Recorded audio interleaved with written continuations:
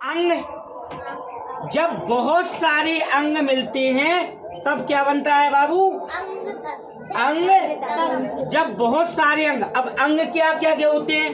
तो अंग दो प्रकार के होते हैं, एक तो अंदर के अंग और एक अंदर के अंग का मतलब है कपड़े के अंदर के अंग नहीं, हमारे शरीर के अंदर के अंग। हमारे शरीर के अंदर एक होती है जैसे श्वास पाइप, जिस पाइप से हम सांस लेते हैं उसको क्या कहते हैं? श्वास पाइप। ये अंदर है, हमें दिखता नहीं है। आहार नाल, जिसमें भोजन जाता है उसको आहार नाल कहते हैं।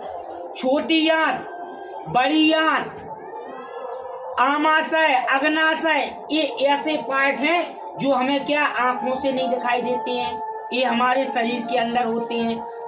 जो पार्ट, जो अंग हमारे शरीर के अंदर होते हैं उन्हें अंदर वाले अंग कहते हैं। ठीक है। बाहर के अंग कौन कौन से होते हैं? जो हमें दिखाई देते हैं, जैसे कान दिखाई देता है, आंख, नाक, मुंह, हाथ, पांव, जितने ये बाहर के अंग हैं। अंदर के अंग और बाहर के अंग मिलके क्या बनाते हैं? अंग बनाते हैं। बहुत सारे अंग मिलके अंग तंत्र बनाते हो, बहुत सारे अंग तंत्र मिलके एक शरीर बनाते हैं। समझ में आ रहा बेटा? इसके बाद होता है बाबू ऊतक। ऊतक क्या होता है? समान कार्य करने वाली कोशिकाओं का समूह। जो कोशिकाएं समान काम करती हैं। अब अपन को अभी ये भी बतानी है कि कोशिकाएं होती कहाँ हैं, तो वो भी बताएंगे हम। समान कार्य करने वाली कोशिकाओं के समूह को भैया क्या कहते हैं? हम ऊतक कहते हैं। एक बार और देख लो, जब बहुत सारे ऊतक मिलते हैं तो अंग बनता है, और बहुत सारे अंग मिलते हैं तो अंग तंत्र बनता है, और जब बहुत सारे अंग तंत्र मिलते हैं तो एक शरीर बनता है। अब ऊतक कोशिकाएं क्या होती हैं? शरीर की संरचनात्मक और क्रियात्मक इकाई।